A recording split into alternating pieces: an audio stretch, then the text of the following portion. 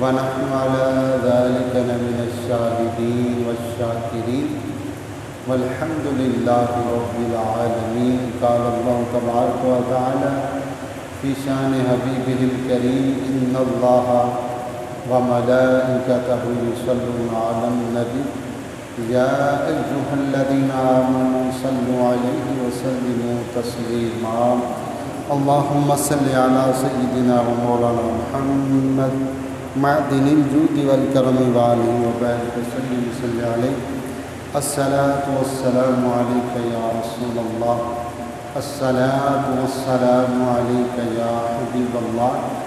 الصلاة والسلام عليك يا رحمة للعالمين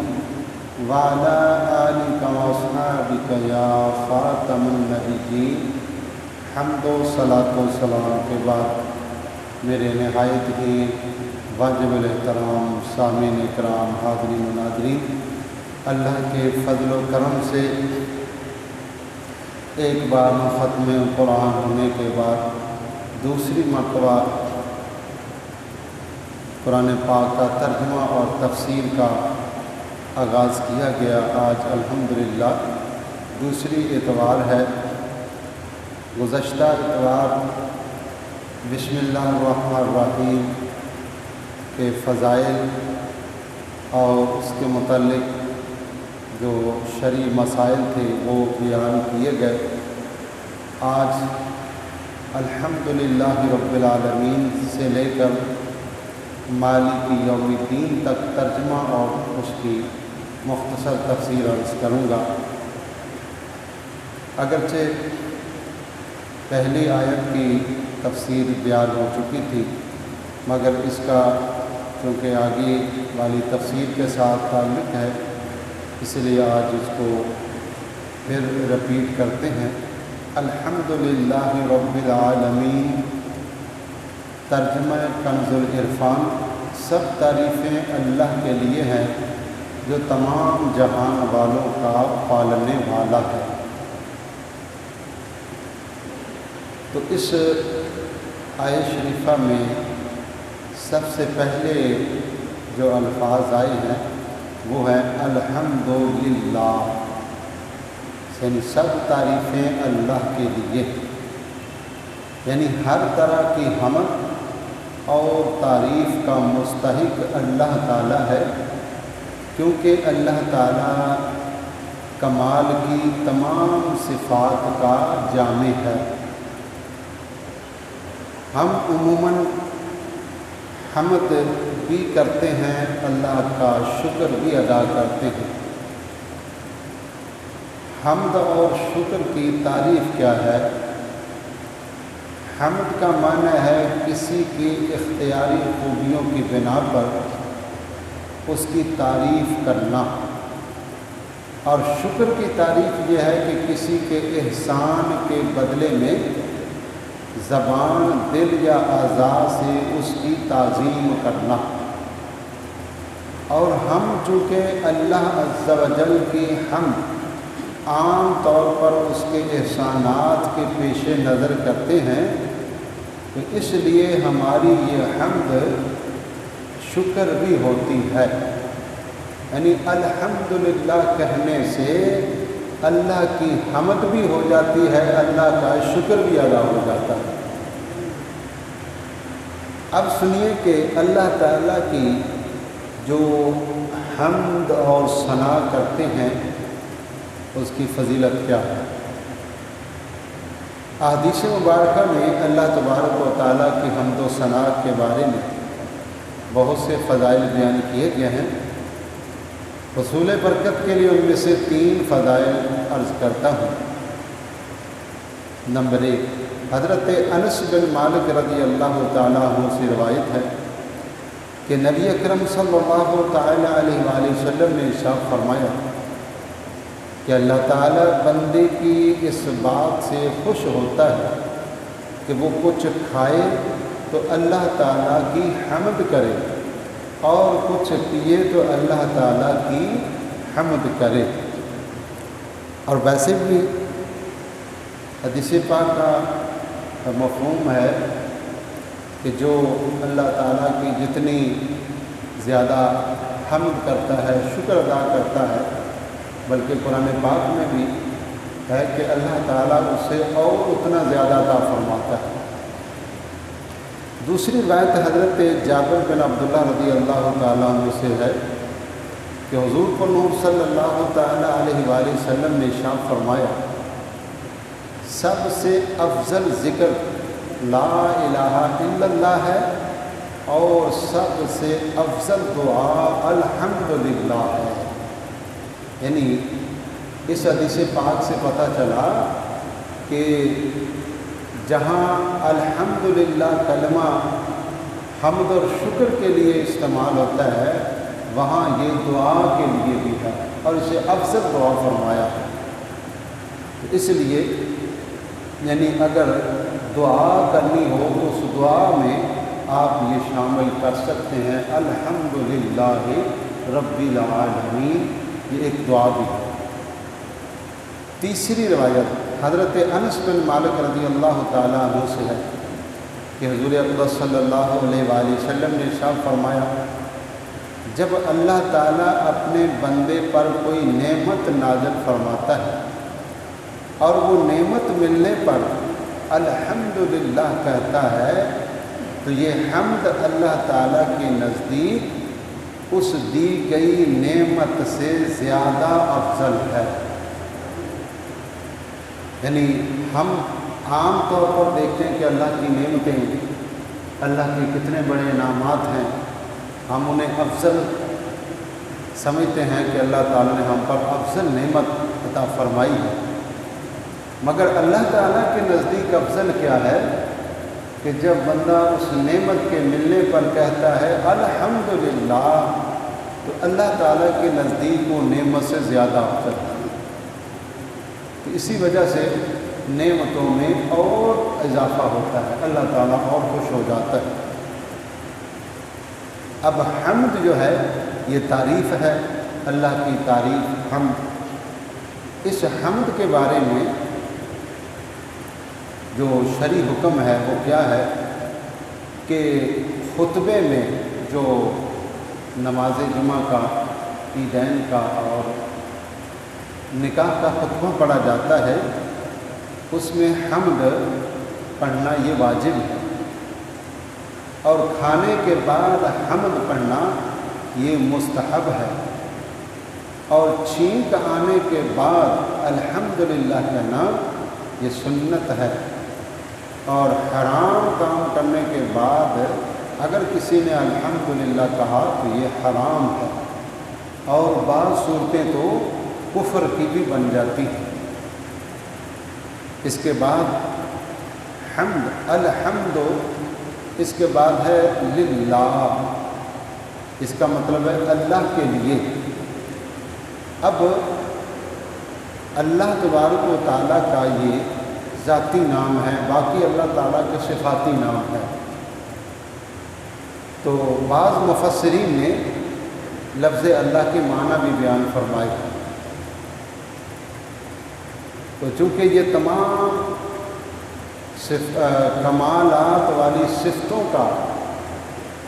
جامع ہے اور اللہ تبارک و تعالیٰ کی ذات سب سے اعلیٰ ہے، عظمت والی ہے، تمام صفتوں کی جامع ہے، اس لیے اللہ تبارک و تعالیٰ کا یہ ذاتی نام ہے اللہ۔ اور جنہوں نے معنی بیان فرمائے ہیں تو ایک معنی یہ بیان فرمایا اللہ کا عبادت کا مستحق، اور دوسرا معنی ہے وہ ذات جس کی معرفت میں عقل حیران ہے، تیسرا معنی ہے وہ ذات جس کی بارگاہ میں سکون حاصل ہوتا ہے،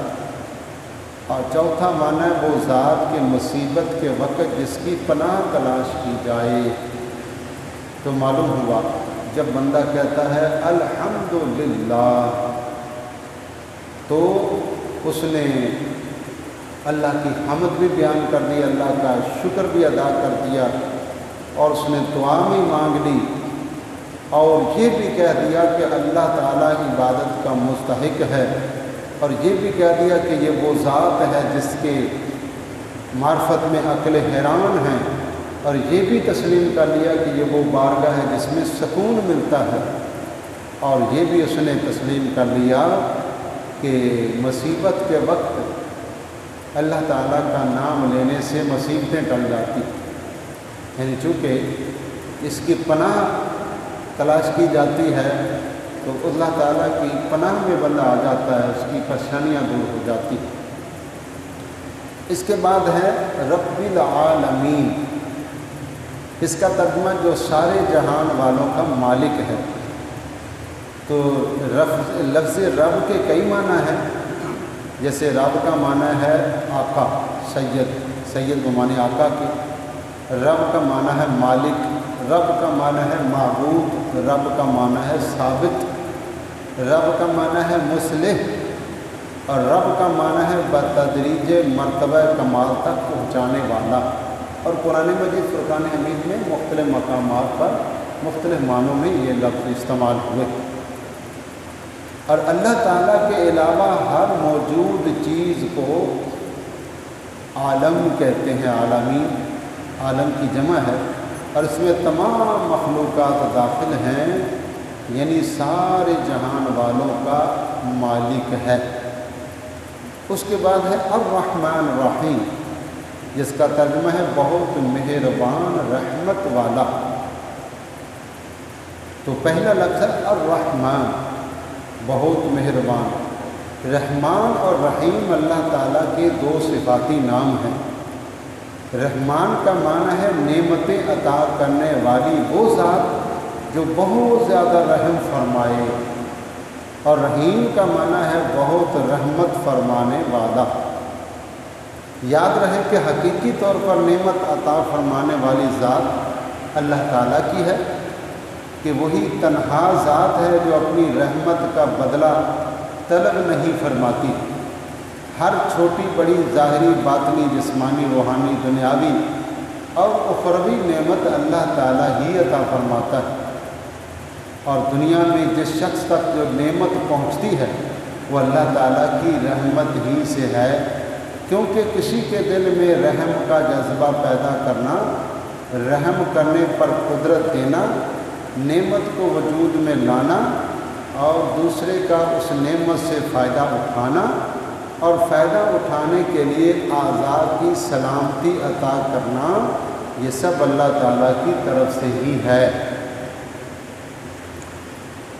تو اللہ تعالیٰ کی وسیع رحمت دیکھ کر گناہوں پر بے باک نہیں ہونا چاہیے۔ چنانچہ حضرت ابو عبداللہ محمد بن احمد قرطبی رحمۃ اللہ علیہ فرماتے ہیں کہ اللہ تعالیٰ نے رب العالمین کے بعد اپنے دو اوصاف رحمان اور رحیم بیان فرمائے۔ اس کی وجہ یہ ہے کہ جب اللہ تعالیٰ نے فرمایا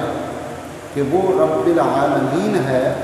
تو اس سے سننے اور پڑھنے والے کے دل میں اللہ تعالیٰ کی عظمت کی وجہ سے اس کا خوف پیدا ہوا۔ تو اس کے ساتھ ہی اللہ تعالیٰ کے دو اوصاف رحمان و رحیم ذکر کیے گئے، جن کے ضمن میں اللہ تعالیٰ کی اطاعت کرنے کی ترغیب ہے۔ یوں ترغیب اور ترغیب دونوں کا بیان ہو گیا تاکہ بندہ اللہ تعالیٰ کی اطاعت کرنے کی طرف اچھی طرح راغب ہو اور اس کی نافرمانی کرنے سے رکنے کی خوب کوشش کرے۔ اور یہ ایک مقام نہیں بلکہ قرآن مجید فرقان حمید میں مختلف مقامات پر اللہ تعالیٰ نے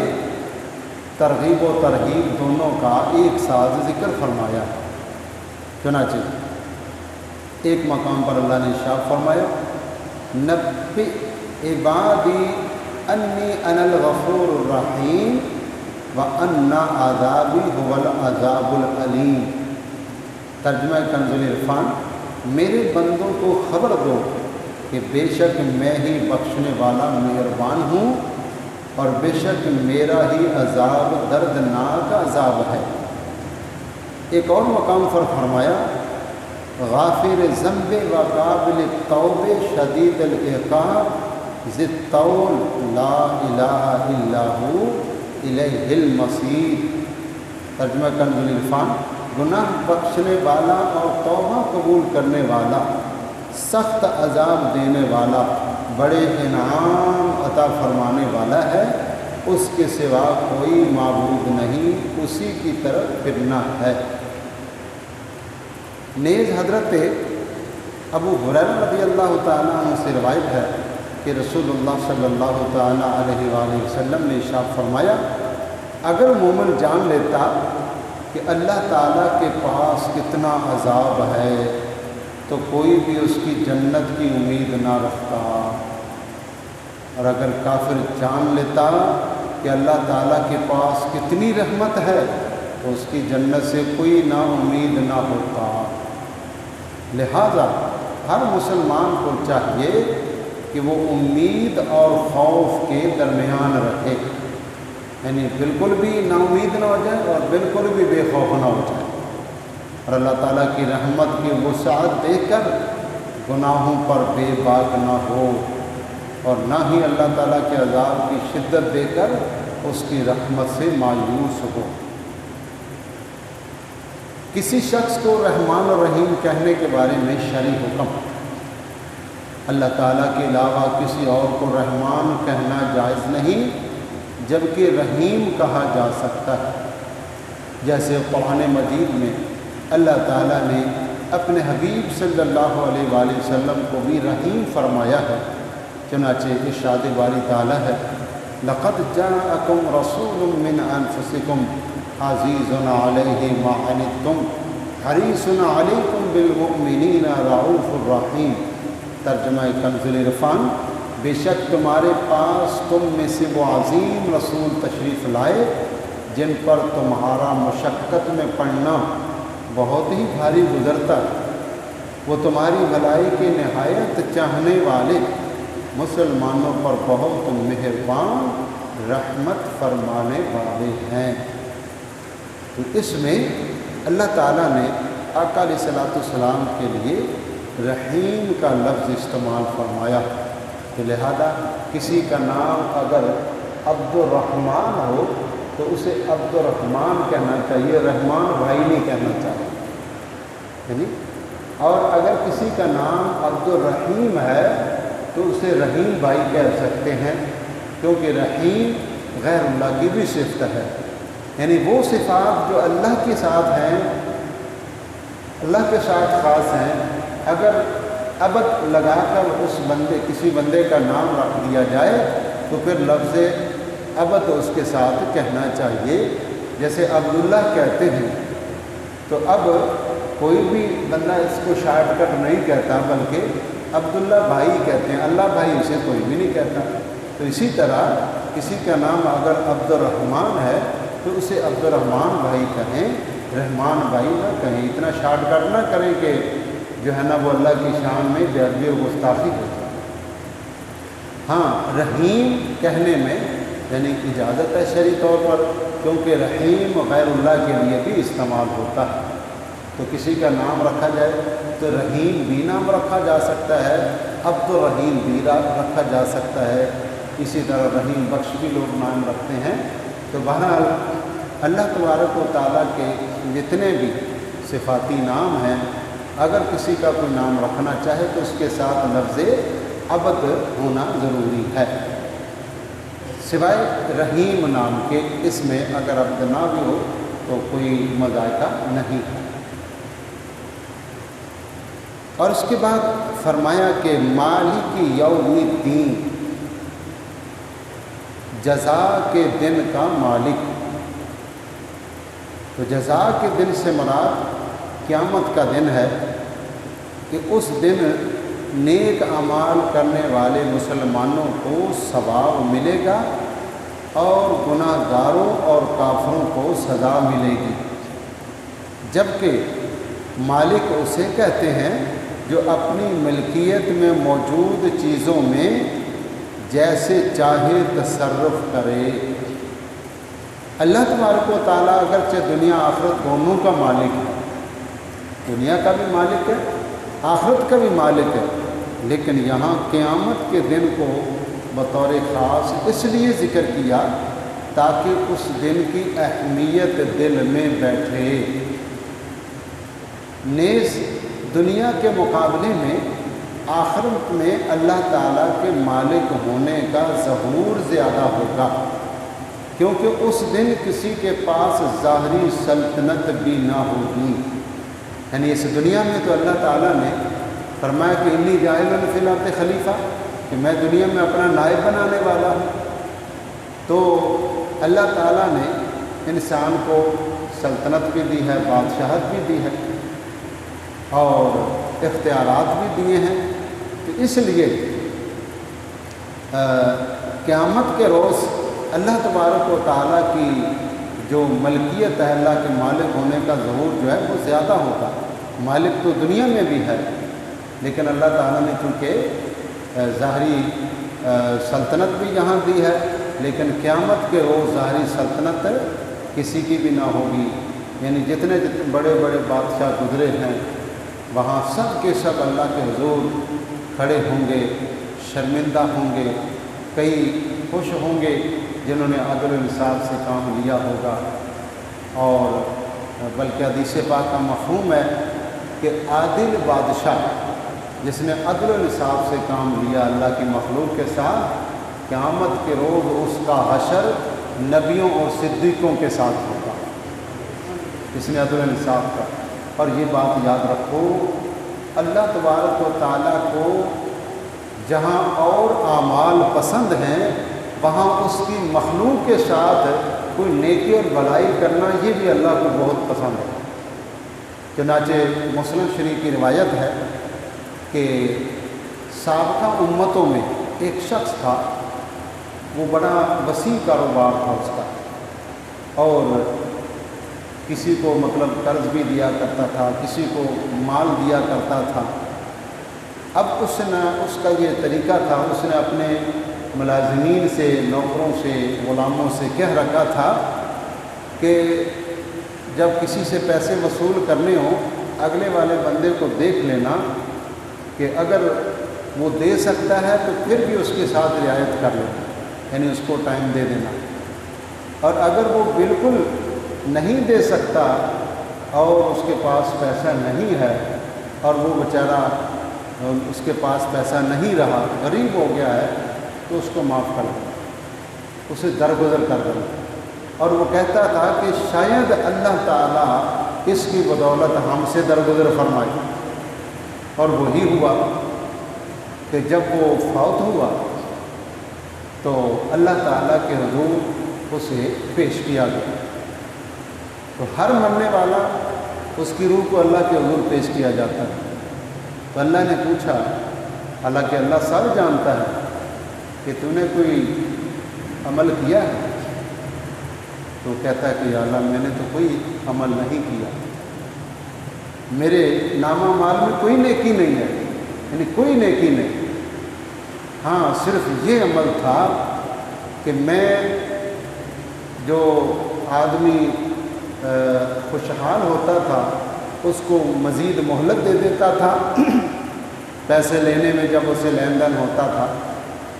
اور جو تنگ دست ہوتا تھا میں اسے درگزر کرتا تھا، اسے معاف کر دیا کرتا تھا، بس میرا یہی ایک عمل ہے۔ تو اللہ تعالیٰ نے فرشتوں سے فرمایا، میرے فرشتوں یہ میری مخلوق سے درگزر کرتا تھا، میں تو بڑھ کر درگزر کرنے والا ہوں، میں تو اپنے بندوں سے بڑھ کر درگزر کرنے والا ہوں۔ اللہ نے فرمایا میرے فرشتوں اس سے درگزر کرو، یعنی اس کو میں نے معاف کر دیا۔ تو اللہ کو اپنی مخلوق سے اتنا پیار ہے، کاش آج کا انسان اس بات کو سمجھ جائے۔ آج بھائی بھائی کو کاٹ رہا ہے، رشتہ دار رشتہ داروں کو کاٹ رہا ہے، حالانکہ سب سے جو مضبوط رشتہ ہے وہ ایمان کا رشتہ ہے، ایمان کا رشتہ ہے، سب سے مضبوط رشتہ ہے اور پیارا رشتہ ہے۔ لیکن کاش ہم مسلمان اس بات کو سمجھ جائیں اور ایک دوسرے کا احساس کرنے لگ جائیں، ایک دوسرے کا خیال کرنے لگ جائیں، اور اللہ کی مخلوق سمجھتے ہوئے، اسے نبی کا امتی سمجھتے ہوئے اگر اس کے ساتھ خیر خواہی کر لے، اس کا بھلا سوچ لے، اس کا فائدہ سوچ لے، تو انشاءاللہ قیامت کے روز اگر کوئی اور اعمال کام نہ آئے تو یقیناً یہ کام ضرور آئے گا۔ اس کی بخشش کا سبب اور ذریعہ ضرور بنے گا۔